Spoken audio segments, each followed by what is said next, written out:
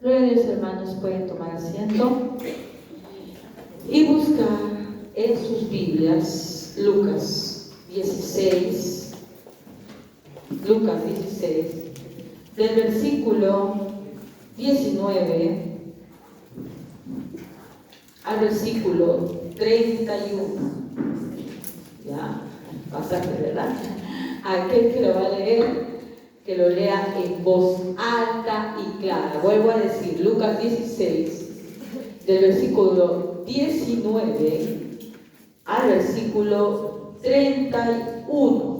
El que lo va a leer, que lo lea en voz alta, por favor, audible. Había un hombre tan rico que todos los días se divertía a sus anchas. Vestía las ropas más finas y comía de la mejor comida. Había también un hombre muy pobre llamado Lázaro, quien tenía el cuerpo cubierto de llagas y con frecuencia se sentaba a la puerta de la casa del hombre rico. Quería tan solo calmar su hambre comiendo las sobras que caían de la mesa del hombre rico. Los perros venían y lamían sus llagas.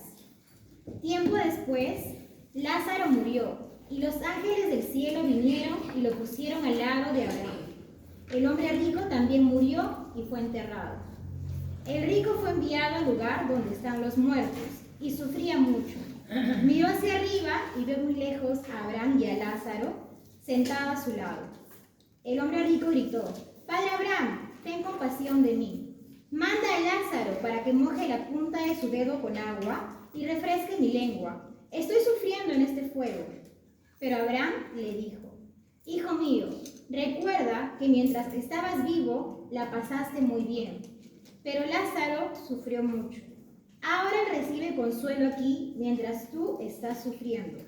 Además, entre nosotros hay un abismo muy grande, para que nadie pueda pasar de aquí para allá, ni de allá para acá». Entonces el hombre rico dijo: «Padre, te ruego que mandes a Lázaro a casa de mi papá.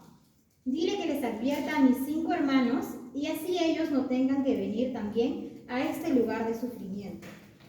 Pero Abraham dijo: «Ellos tienen los escritos de Moisés y de los profetas, que les presten atención y los obedezcan». El hombre rico dijo: «No, padre Abraham, pero si alguien va desde donde están los muertos y les avisa, ellos cambiarán su manera de pensar y de vivir». Abraham le dijo: «Si ellos no escuchan a Moisés y a los profetas, tampoco escucharán a alguien que regrese de entre los muertos». Muchas gracias, hermana. Bueno, esta es una de las parábolas de Jesús más conocida porque nos habla del infierno, ¿verdad? Aunque el propósito de la parábola no es en sí ilustrarnos el infierno, no es que Jesús nos quisiera meter terror o algo así, ¿ya?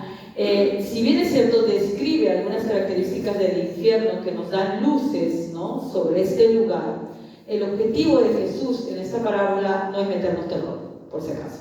Como decía la semana pasada, Jesús es el predicador del infierno, ¿no? Él lo habla en varias ocasiones, más que cualquiera que esté en la Biblia, cualquier personaje de la Biblia, tanto Pablo como los profetas del Antiguo Testamento, no mencionaron tanto el infierno como sí lo hizo nuestro Señor Jesucristo, no para asustarnos, sino para decirnos algo que es verdad, ¿no? Hay que diferenciar eso entre querer asustarnos y querer advertirnos de algo que es realidad y que muchas personas lo toman como una mitología, como un mito. Pero el objetivo de esta parábola se va por otro lado. Sí, hoy día quiero que centrarme solamente en el propósito. Recién la próxima semana podemos ver algunas cosas que tienen que ver con el infierno que describe esta parábola.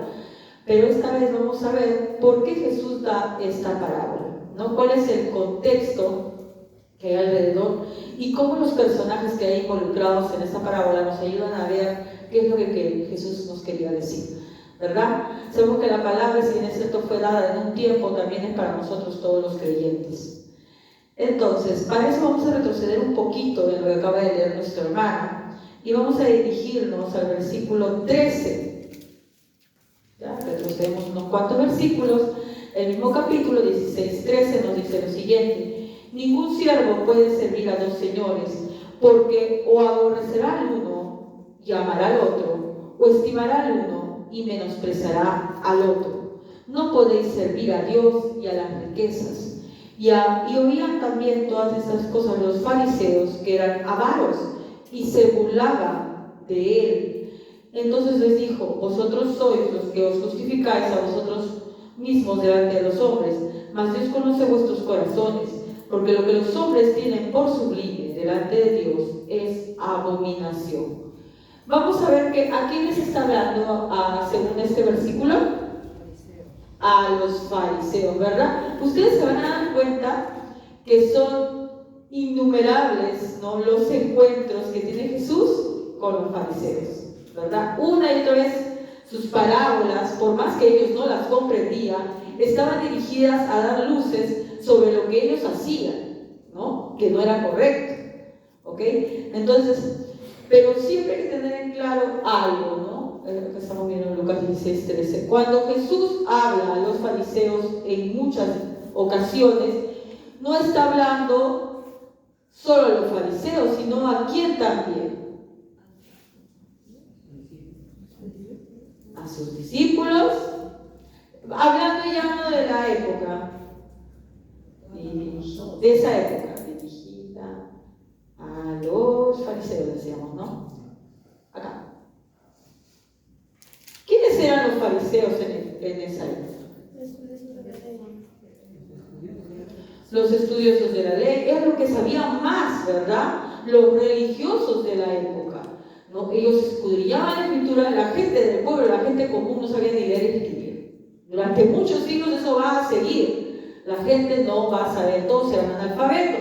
Lo que escuchaban cuando iban al templo, ¿no?, en la sinagoga, y escuchaban lo que decían, ¿no? Y de padres a hijos era transmitida también la palabra de Dios, ¿ya? Y los que eran buscados como maestros para enseñar siempre eran ellos, porque los fariseos, al ser estudiosos de la ley, sí sabían leer, ¿ya? Entonces estamos hablando de gente que estaba formada en lo que es las Santas Escrituras. Hablamos del Antiguo Testamento porque en esa época no había el Nuevo Testamento, obviamente. Eran los religiosos que no solamente dirigían en cuanto a la palabra, sino en cuanto a qué tenías que hacer, por decirlo de alguna manera, para acercarte a Dios. Si lo contextualizamos en la actualidad, cuando Jesús habla a los fariseos, está hablando a todos los religiosos.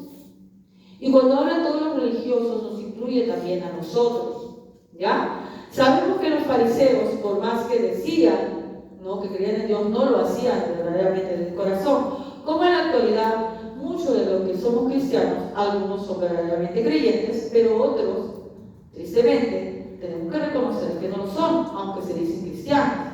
Entonces, estas predicaciones, cuando siempre habla de los fariseos, y vamos a darnos cuenta que Jesús es duro muchas veces con los fariseos, al decirle hipócritas y todo lo demás, le está hablando a falsos creyentes, no le está hablando a la gente del mundo. No le está hablando a los ladrones, a las prostitutas, a la gente adúltera que está afuera. No le está hablando a ellos. Es las predicaciones más duras que tiene Jesús, se le dedica a gente religiosa. Por eso está mal ser religioso, no, sino que Él está depurando quiénes son realmente gente que cree en Dios de todo corazón y quienes simplemente fingen serlo, ¿ya? Pero hay que ver que ¿por qué no debe estas enseñanzas Jesús? Porque sabe que en su iglesia, ¿no?, en su iglesia va a haber de todo. En su iglesia va a haber gente creyente y gente no creyente. Y quiere dar luces a los creyentes sobre que con ellos se desarrollan gente que no cree realmente, aunque lo diga, ¿ya? Entonces vamos a ver que aquí se está dirigiendo a los fariseos. Por si acaso no quiere decir que todos los fariseos se perdieron. Sabemos que hubieron fariseos que tuvieron su proceso de conversión, como en el caso de ¿quién? Nicodemo, tiene su proceso de conversión, ¿no? También usted del Mateo, que era fariseo, era miembro del Sanedrín, ¿no? Y luego vemos en Hechos que hay otros fariseos más que se convirtieron después de que Jesús murió, ¿ya? Entonces, incluso entre ellos, que él les va a decir muchas veces palabras muy duras, había también gente de su pueblo escogido, ¿no?, que fue labrado, que fue cincelado, por decirlo de alguna manera, con la palabra de Jesucristo, Les habló duramente. Eso no les hizo huir, si es que tenían verdadera fe, sino más bien con el tiempo, en el debido momento, convertirse al Señor. Entonces, cuando Jesús nos habla con dureza, nos habla por nuestro bien, como un padre que llama la atención a un hijo, y el hijo a veces dice: no, pero ¿por qué me dices así? ¿Por qué me dices esto? Por nuestro bien. Nuestros padres no están ahí para hacernos sufrir. Nuestros padres nos hablan, nos aconsejan por nuestro bien. Lo triste es que siempre nos damos cuenta cuando somos ya padres. Cuando somos adolescentes nos molesta, y jóvenes nos molesta, ay, pero mi papá no sabe. Cuando pasa el tiempo, recién, y tú tienes tus propios hijos, te das cuenta de por qué tu padre te instruía de esa manera. ¿Okay? Entonces acá Jesús también, aunque dirige palabras duras a los fariseos, se los dice, aunque no lo crean, por amor. ¿Ya? Entonces, comenzamos, ¿no? Nos está diciendo que el contexto es que en Lucas 16:3, esto está dirigiendo a los fariseos. ¿Qué características les da en ese versículo? ¿Cómo le dice que son? ¿En el 3 o en el 14? Creo que les dice. A ver. Miren. Ningún siervo puede servir a dos señores, porque o aborrecerá al uno y amará al otro, o estimará al uno y menospreciará al otro. No podéis servir a Dios y a las riquezas. Y oían también todas esas cosas los fariseos, que eran amantes del dinero, o sea, avaros. En algunos dice avaros, y sabemos que la avaricia es el amor al dinero, ¿no? Dirigía a los fariseos que eran avaros. ¿Qué es la avaricia? El amor, amaba al dinero. ¿Ya? Y entonces comienza su narración Jesús sobre esta parábola y comienza diciendo lo que nuestra hermana ha leído. Había un hombre rico. De frente se va a la condición que ellos tenían. Había un hombre rico que se vestía de púrpura y de lino fino y hacía cada día banquete con esplendidez. Ya, acá ya estamos hablando del primer personaje. Vamos a ver a los personajes. El primero es, ¿quién? El rico. Ya, entonces aquí, el rico, vamos a poner. Ay, no, el rico no, el rico. Ya está, el rico. Nos dice algunas características sobre el rico, ¿no? Que era un hombre bastante rico. ¿Por qué? Dice que vestía de púrpura, ¿verdad? La ropa en ese entonces no es como ahora que tú te vas a comprar una ropa de segunda a 10 soles, ¿ya? Y te alcanza, y te dice, por más que tenga mucha ropa, en realidad no te hace rico porque en realidad es baratísimo. En esa época, una vestimenta valía el salario de una persona, y el salario no de un día, de meses de trabajo. ¿Ya? Entonces había una gran diferencia entre la gente rica y la gente pobre. La gente pobre a lo mucho tenía 2 cambios de ropa, una para el diario y una para los días muy, muy, muy especiales. ¿Habrán visto alguna de la familia Ingas, no? Las niñas tenían su vestidito y había un vestido que se ponían el domingo. Ahí nos deja un aprendizaje. Para la iglesia se ponía lo mejor. Porque a la casa del Señor venimos con lo mejor, ¿no? ¿Por qué? Porque es una reverencia y un respeto a nuestro Dios. Bueno, pero volviendo al contexto, ¿no? Había una gran diferencia entre los pobres y ricos. Ahora tú puedes más o menos conseguir una ropa incluso hasta de marca, porque de segunda te la venden muy barata. Pero en esa época no. El jornal de una persona era apenas ¿cuánto? Un denario por día. ¿Se acuerdan? La parábola del denario de los labradores, ¿no? Y una de las vestimentas podía costar hasta 1000 denarios, hasta un año de trabajo o más de una persona, lo cual daba la gran diferencia entre ricos y pobres. Y vemos aquí que se vestía de púrpura, ¿no? El púrpura era un color que utilizaban por la dificultad en el teñido. Para conseguir ese color utilizaba solamente las personas muy poderosas de mucha riqueza, de lino fino, ¿no? Y hacía banquete con esplendidez, o sea, continuamente había fiesta en su casa. ¿Ustedes alguna vez han hecho una reunión? ¿Cuánto se gasta? Me acuerdo cuando yo me casé, y casi, bueno, yo me casé bastante, ¿no? Económicamente, porque no tenía mucho dinero, y creo que gastamos entre todos 2.000 soles. Y para mí era mucho, demasiado. Hacer una reunión cuesta, imagina hacerlo frecuentemente. Entonces, ser una persona con mucho dinero, ¿ya? Ahora, esto nos quiere decir, ¿no? Entonces, que si tú eres rico, ¿te vas al infierno? No. Vamos a ver que acá no estamos hablando de la riqueza en sí, sino del amor a la riqueza. Recordemos que los fariseos tenían un problema. Amaban al dinero. Bueno, no sería dinero en esa época, no había dinero. Amaban la riqueza. Acá no había. Bueno, había el dinero que era de los romanos. Más que todo vamos a poner la riqueza. ¿Ah? Entonces, ¿qué nos dice? Ahora, ¿por qué? Ahora cuando uno escucha esta parábola, uno va a decir, bueno, pues los ricos, por lo general se confunden, el rico siempre va al infierno, ¿no? Porque es rico, y el pobre va al cielo porque el pobre no tiene nada que ver. Jesús, cuando le habla esta parábola a los fariseos, se está basando en una creencia que tenían ellos. Ellos creían que los ricos eran ricos porque eran bendecidos por Dios. ¿Entienden? Entonces, si tú eras rico, quería decir que tú eras agradable a los ojos de Dios. Es muy diferente que ahora sabemos, por las mismas enseñanzas de nuestro Señor Jesucristo, que a los ricos les es más difícil entrar al reino de los cielos. ¿Verdad? No imposible, porque lo que es imposible para el hombre es posible para Dios. Pero sabemos por lo que nos dice nuestro Señor en Mateo 19:23, ¿no? Mateo 19:23. ¿Qué nos dice? ¿Qué nos dice? Entonces Jesús dijo a sus discípulos: de cierto os digo que difícilmente entrará un rico en el reino de los cielos.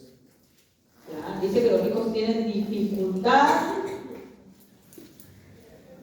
¿De qué? De salvarse, pues, ¿no? Los ricos tienen dificultad de salvarse.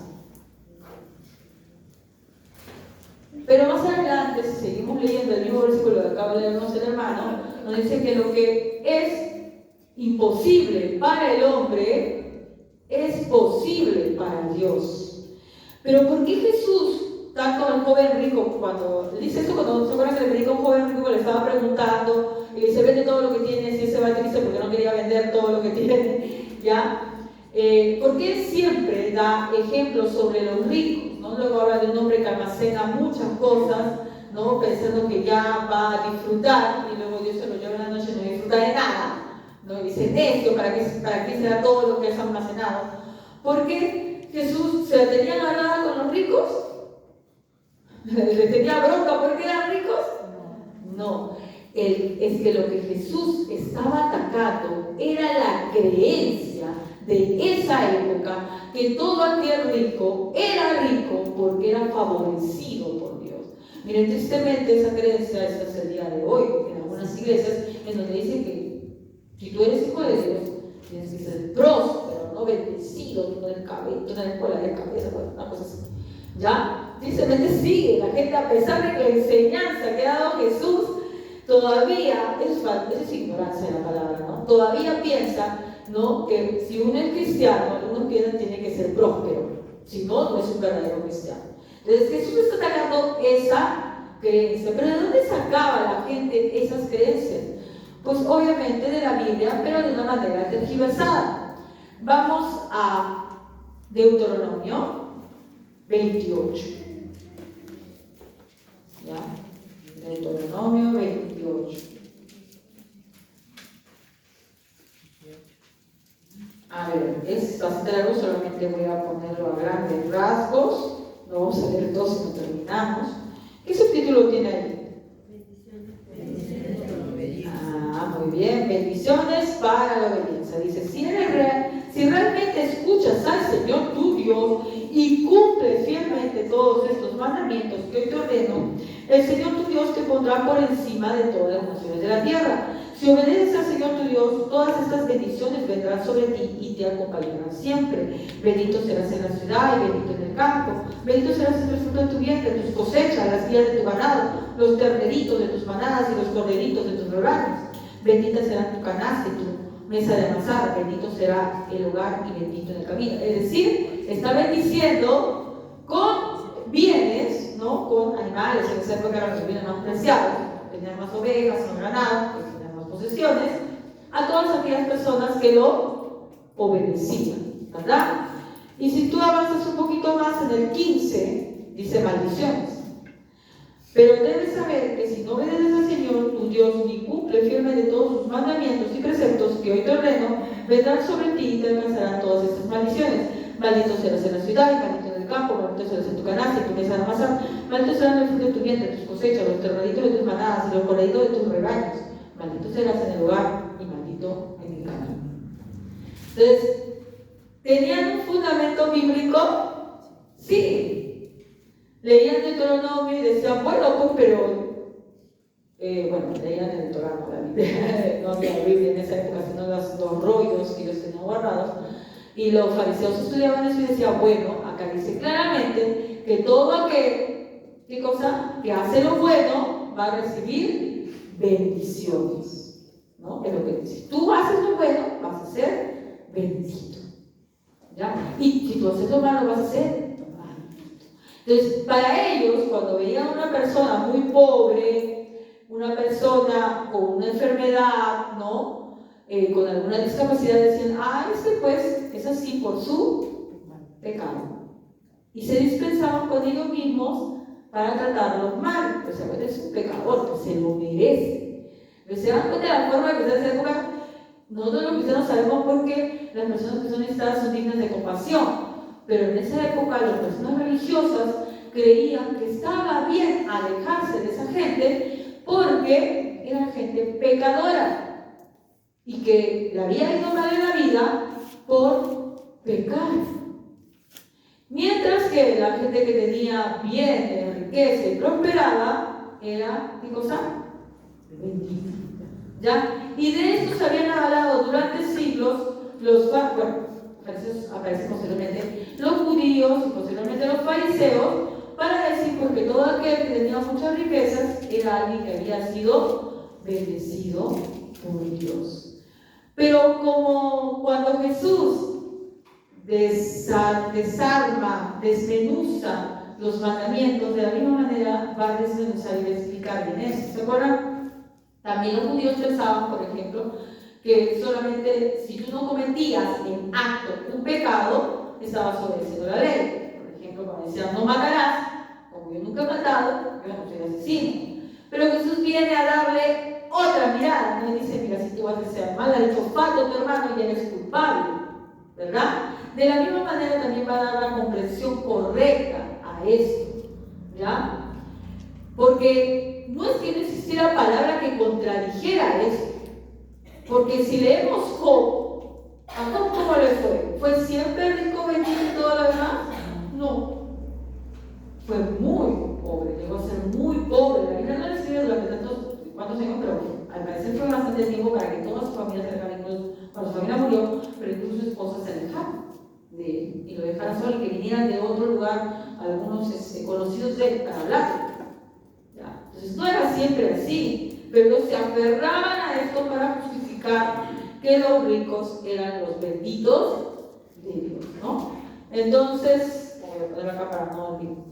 Deuteronomio 28 va a ser su base de ellos, no para decir que los ricos eran los benditos de Jehová. Esta es la base para justificar sus creencias.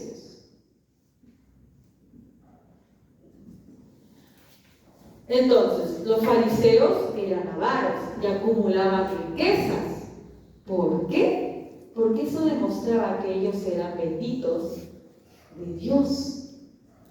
¿Ya? Todo el capítulo 28. Pongo 28 porque es todo el capítulo 28 en sí. ¿Ya? Entonces, el problema en sí, hay que separar, no es la riqueza. Porque hubieron hombres en la Biblia que fueron ricos, ¿o no? Abraham, por ejemplo, ¿era pobre? No. Abraham, su hijo Isaac, su hijo Jacob, nos comenta la Biblia de que eran ricos, riquísimos. Vamos a buscar Génesis 13:2. ¿Qué dice? Génesis 13:2. Amén. Y Abraham era riquísimo en ganado, en plata y en oro. 13:2. ¿Era qué dice? Entonces, el problema no es la riqueza,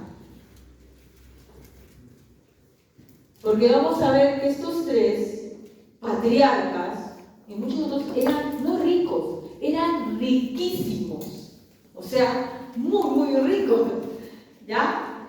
¿Cuál es el problema entonces? El amor a las riquezas, ¿no? Y eso está en un poco lo que acabamos de leer, ¿no? Lo leímos en Lucas hace un momento, en el mismo Lucas, retrocediendo al 13, ¿no? 16:13 dijo: ningún siervo puede servir a dos señores, porque o aborrecerá al uno y amará al otro, o estimará al uno y menospreciará al otro. No podéis servir a Dios y a las riquezas. Y en 1 Timoteo 6:10, ¿qué nos dice?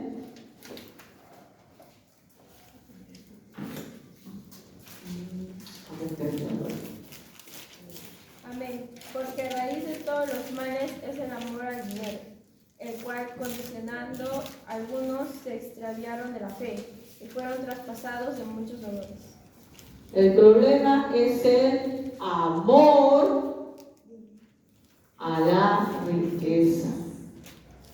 Tú puedes ver que Abraham, Isaac, Jacob no tenían amor a la riqueza, por más que eran riquísimos. Porque miren, ¿qué hombre que ama su riqueza deja todo cuando Dios se lo ordena? Miren, Abraham lo sacó de su pueblo, de su comodidad, y lo puso a vagar por el desierto. Él nunca tuvo un lugar fijo donde vivir. Dice que nunca construyó ciudad, vivía en tiendas, era riquísimo. Y cuando Dios le decía para allá, vete para aquí o para allá, él iba. De la misma manera Isaac, de la misma manera Jacob. Ahí tú te puedes dar cuenta que aunque eran ricos, eso nunca fue más importante para ellos que Dios. Su problema de los tres nunca fue el amor a la riqueza.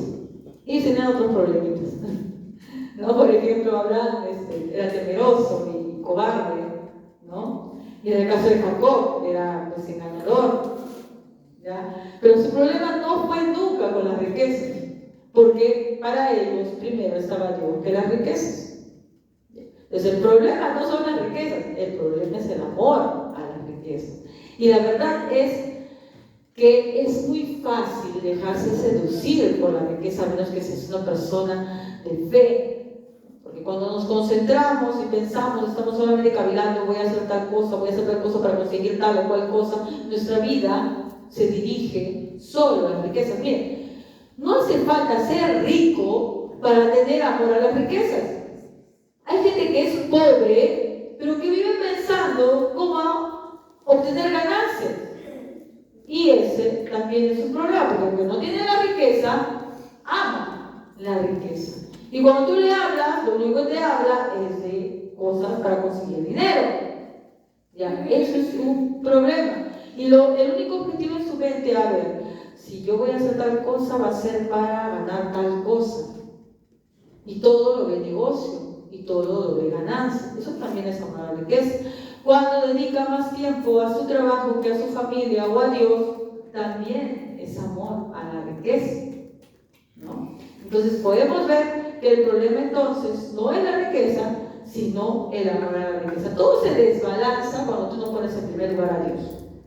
Es así, ¿ya? Entonces cuando tú comienzas a cuidar más tu trabajo, tus bienes, que a Dios, y te comienzas a descuidar en otros ámbitos, ahí todo se cae, ¿no? Entonces no dice raíz de todo mal, como leyó nuestro hermano Cielo, es el amor al dinero, por el cual, conquistándolo algunos, se extraviaron de la fe y se torturaron con muchos dolores, ¿ya?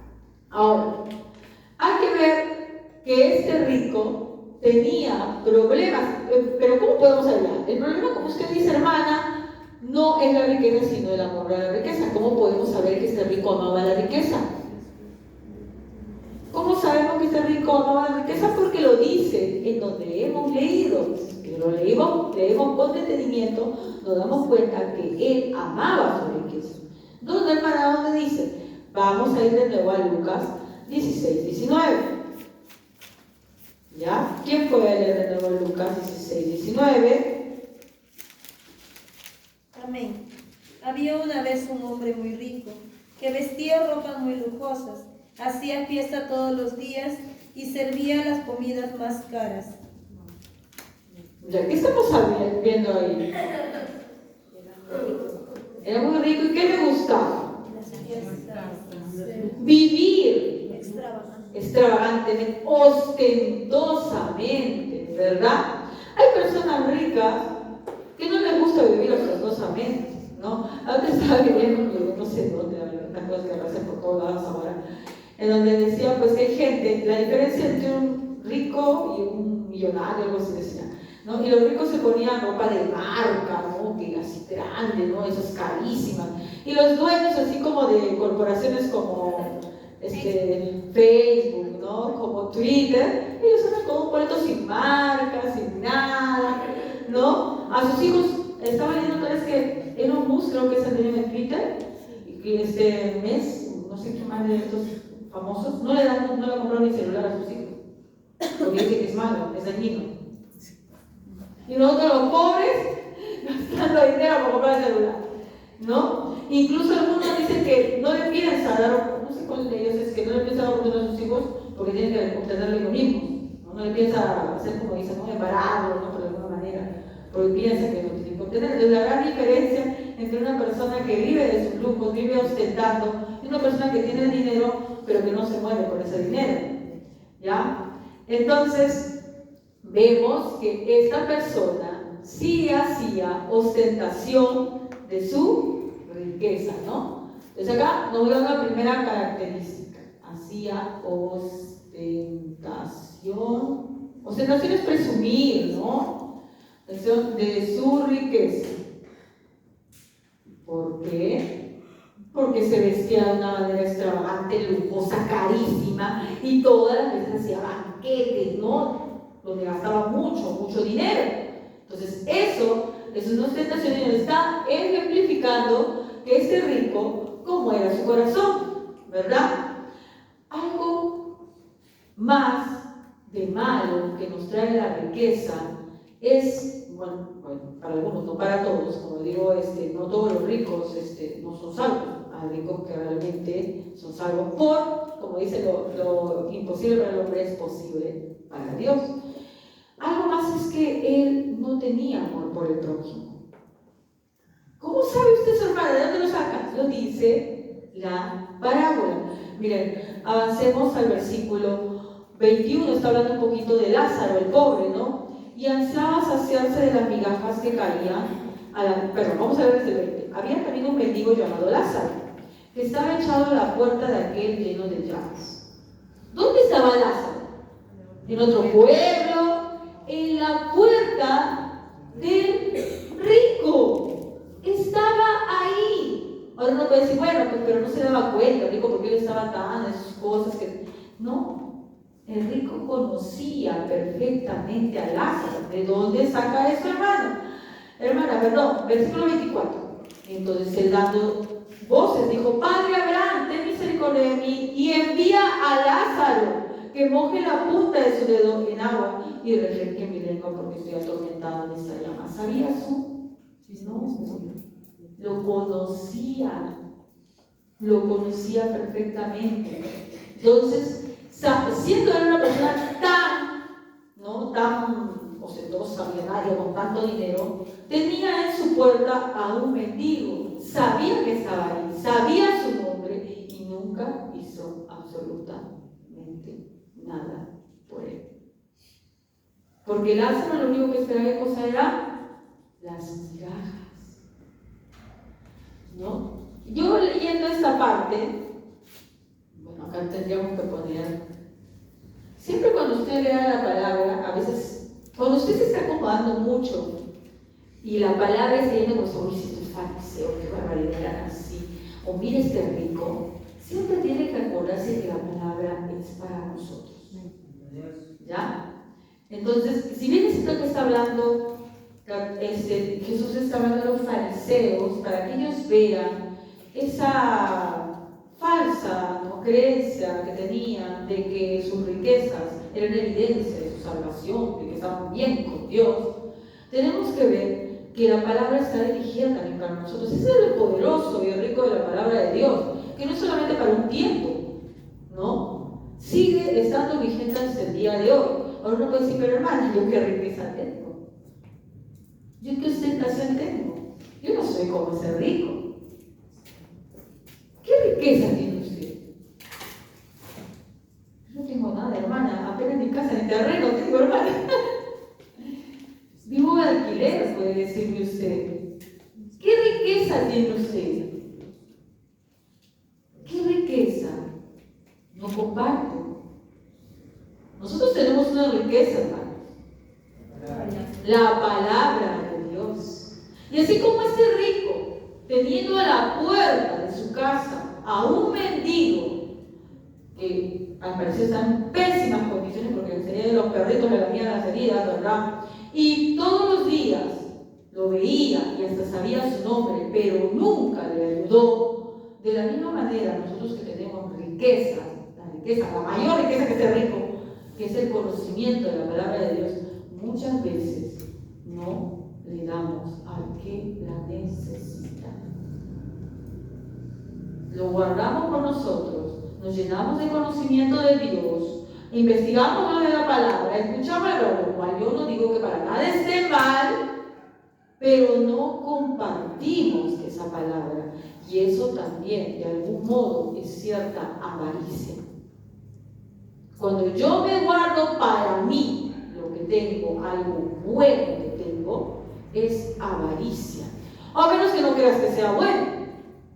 ¿Ustedes creen que creer en Dios, la palabra de Dios, el que seamos cristianos, no es una riqueza?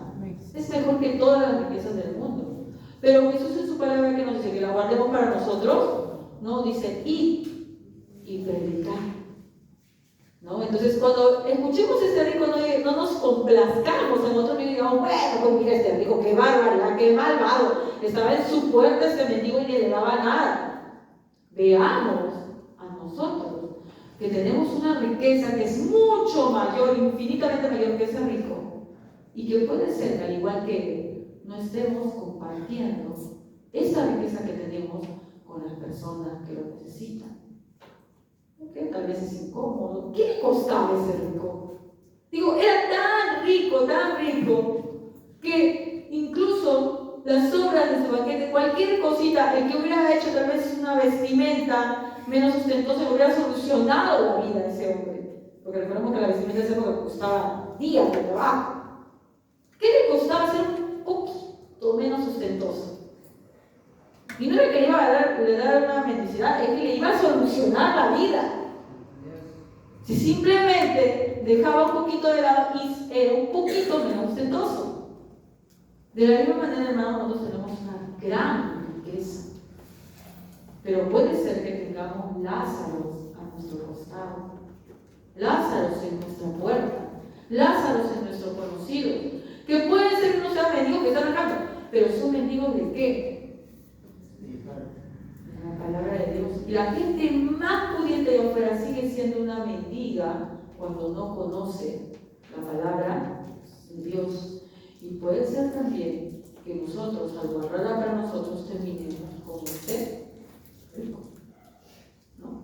Entonces nos damos cuenta que no tenía amor al prójimo, ¿no? Eso lo vemos en el versículo 21, 22 y 24, donde dice su nombre, ¿no? 21, 22 y 24, ¿no? No amaba a su prójimo. ¿Por todo eso fue al infierno? No, esto evidenciaba que no era salvo, ¿ya? Entonces, ese es el primer problema de rico fue el amor a la riqueza, ¿no? Todo esto que hemos visto sería, aquí hasta acá, el problema era el amor a la riqueza. Ya dejemos por entendido que no estamos hablando solamente de esa riqueza. Pero tenía un problema más. ¿Sí? Podemos sacar un problema más de este rico que nos evidencia que no era salvo. Además del amor a la riqueza, era, vamos a ponerlo así también, ¿no? Su religiosidad, su falsa sería, ¿no? Porque el ser religioso no es malo, porque ahora con toda esta onda de las redes sociales, siempre, ay, no, ¿cómo dicen? Me sale en la religión, a lo mejor es una relación con Dios que la religión, y la gente, oh, sí, como le gusta venir a la iglesia y quiere justificar su pecado, lo encuentran, pues alguien que lo justifique siempre, ¿no? Jesús es salvación, como amor, no es religión, no sé qué otra cosa, escuchando tantas cosas que dicen, ¿no? Ahora no estamos hablando de que la religión sea mala, sino su falsa religión. Entonces, otro problema que tenía era su falsa religión. ¿Dónde vemos eso, hermana? En lo que estamos leyendo. Vamos a ir ya al mismo versículo, pero vamos a centrarnos en donde el versículo que acabamos de leer, 24. Entonces el dando voces dijo, ¿qué cosa? Padre Abraham. ¿A quién está orando? Abraham. Está orando. Y le dice Padre Abraham, pero ¿quién lo hace? ¿Le ora a Dios?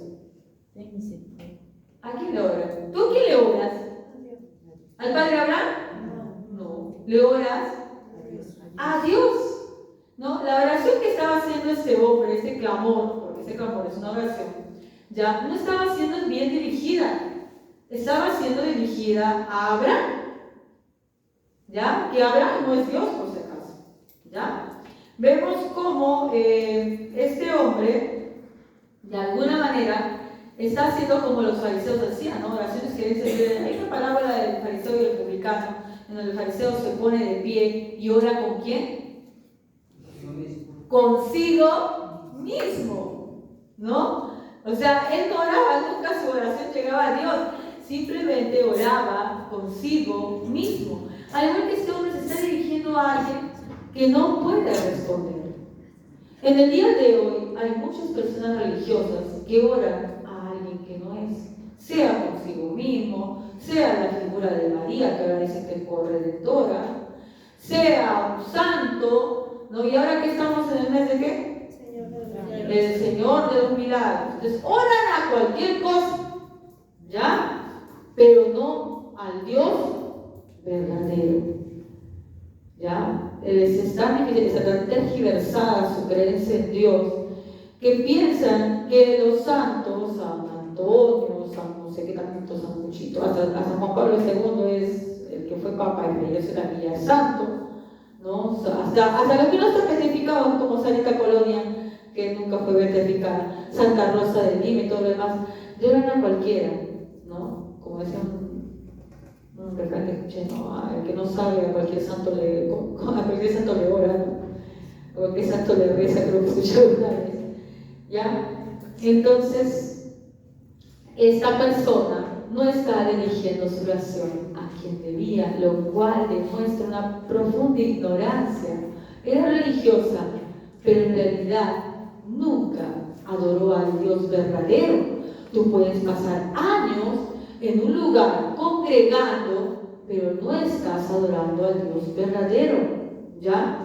Uno puede decir, bueno, hemos tomado el ejemplo de la Iglesia Católica, ¿no? Los santos que tienen, pero también la Iglesia Evangélica tiene sus dioses, falsos dioses, por decirlo de alguna manera, como por ejemplo algunas iglesias que prácticamente santifican a sus pastores, ¿no? Donde, el siervo de Dios, como la otra vez miraba cómo le tendían mantitas a un pastor, creo, y caminaba entre las mantillas y no podía tocar su pie, ¿no?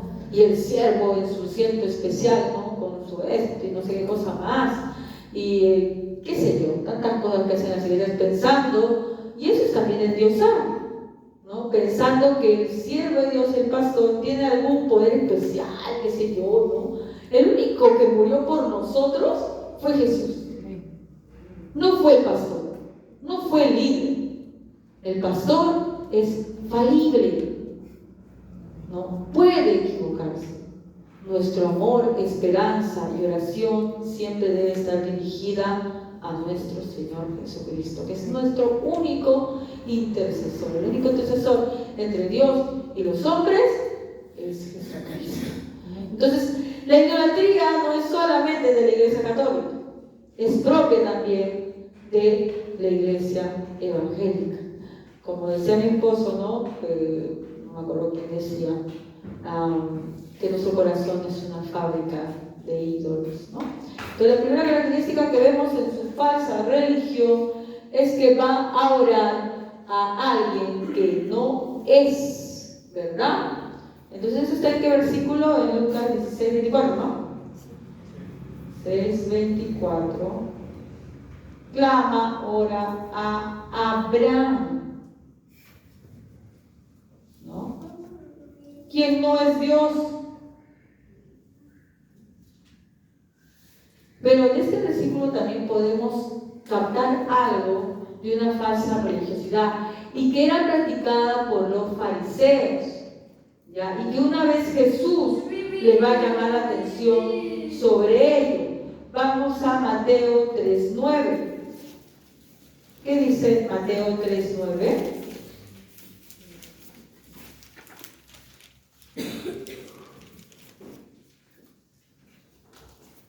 Amén. Cuando un árbol no produce buenos frutos, su dueño lo corta de raíz y lo quema. ¿Sí dice eso? No, es Mateo. No Sí, penséis Mateo. decir, y no penséis decir dentro de vosotros mismos. A Abraham Y tenemos Abraham por padre. tenemos por padre, porque yo os digo que Dios puede levantar hijos a Abraham aún de estas piedras. Aquí le está hablando justamente a los fariseos. ¿Quién eres? ¿No? Nuestro padre es Abraham, decían ellos, ¿no? Y él les dice, no digáis ustedes, Abraham tenemos por padre, porque yo les digo que aún de estas piedras Dios puede levantar hijos de Abraham. Lo que pasa es que los judíos tenían la creencia, falsa creencia, porque les habían enseñado de esta manera, que al ser parte del pueblo de Dios tenían garantizada la salvación. ¿Es verdad que los judíos eran el pueblo de Dios? Bueno, ¿son el pueblo de Dios? Sí. ¿Pero eso quiere decir que todos los judíos son salvos? No. ¿Ya? Entonces ellos pensaban que al ser no judío, eso ya garantizaba su salvación. Por eso decían, hijos de Abraham somos. ¿No? Tú eres hijo de fornicación, les decían que andaba su chiquita Jesús. ¿No? Qué horror, ¿no? Cómo han terminado después de blasfemando contra nuestro Señor. Pero Jesús les dice claramente, pues, Dios puede levantar hijos de Abraham hasta estas piedras. O sea, ¿qué de especial tienen ustedes? El que tiene el poder de hacerlos hijos o no, ¿quién es? ¿Ustedes? Dios. Y lo hace. Dios lo hizo. Porque dice que del olivo verdadero Él corta las ramas e injerta a lo que no éramos de su pueblo. Nosotros no somos judíos, ¿verdad? Pero sin embargo, Él nos hizo sus hijos, nos hizo sus hijos, nos adoptó. ¿Ya? Entonces, les digo claro, es que no porque tú seas judío vas a ser salvo. Porque el que da, ¿no? El que te reconoce como hijo no eres tú, es el Dios. Hace días de hoy son los padres quienes reconocen a los hijos. No son los hijos que dicen, tú eres mi papá y vas a hacer lo que yo le digo que tú eres mi papá. No. El padre reconoce a sus hijos. ¿Ya? Entonces ellos tenían esta falsa creencia de que por ser hijos de Abraham, por ser judíos, ya eran salvos. Y Jesús los ubica, le dice, no, porque si Dios quiere, puede levantar incluso de piedras hijos de Abraham. Ustedes no son algo especial, el único especial es Dios. Ahora, pero hermana, ¿qué podría esto relacionarse con nosotros? Mateo 3:9, entonces nos dice, ¿qué cosa? tenía una falsa creencia, tenía la falsa creencia de que por ser judío merecía algo. Recuerden, miren algo, eso lo dice cuando ya está en el infierno, ¿verdad? Por estar en el infierno sufriendo, él ya ha perdido algo que antes era su fundamento. ¿Qué ha perdido? Su riqueza. Ya no tiene riqueza, pero en el infierno aún le queda algo, su falsa doctrina. Esa no va a acompañar al infierno si nos vamos a ir, porque estando en el infierno lo que le queda es lo que él creía. Bueno, no tengo riqueza. Ahí vas a pedir en el infierno, por favor, a pedir favores para que con tu dinero no vas a tener dinero, no vas a tener nada, ¿verdad? Pero reclama con algo que él piensa que todavía tiene, aún estando en el infierno. Él piensa que por ser judío tiene algún derecho. Y como última esperanza, porque ya riquezas no tenía y parece que él vivía, dependía solamente de eso, en cambio le dice, Padre Abraham, como reclamando, oye, yo soy tu hijo, soy judío, tal vez te haya confundido acá, ¿no? Porque estoy acá donde no debería estar.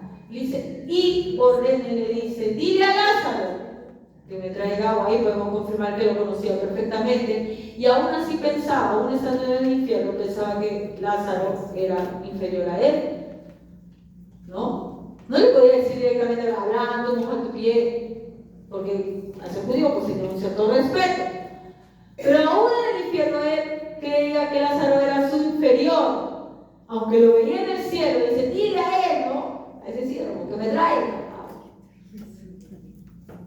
Estando en el infierno, hermanos, la gracia de Dios se va, pero queda la falsa doctrina, las cosas malas quedan aún ahí, ¿no?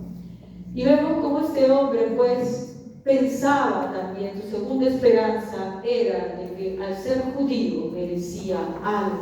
Como muchos de nosotros, que no, pero hermano, todos somos judíos, pensamos que porque somos o nos decimos cristianos, mejor dicho, nos decimos cristianos, vamos a merecer algo, y Jesús nos la baja en una sola, porque dice, muchos me dirán en ese día, Señor, Señor. Como lo explicamos alguna vez, eso no le está hablando a ningún incrédulo, le está hablando a creyentes, porque los incrédulos no le dicen Señor, Señor a nuestro Dios, ellos ni lo reconocen, pero dice muchos. O sea, los que van a entrar en el infierno no son solamente gente incrédula que nunca aceptó a Dios. Va a haber gente religiosa. Por eso le dice, Señor, Señor, en tu nombre hicimos tal y cual cosa. Echamos fuera demonios.